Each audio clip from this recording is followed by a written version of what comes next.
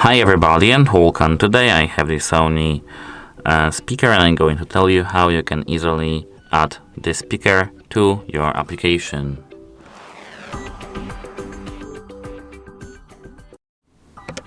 So at first we have to open our application, but at first let me find my application.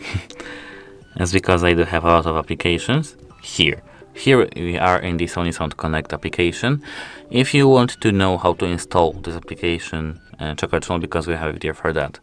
Here we have to tap I read the above contents and agree and start. Here now we have to tap agree and proceed and agree and start using.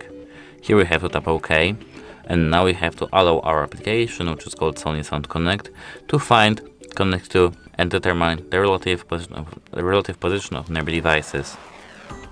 Now, if we are paired with our speaker, we have to wait. If we are not with our speaker, we have to pair it and here OK. Now you can sign later and continue further storing.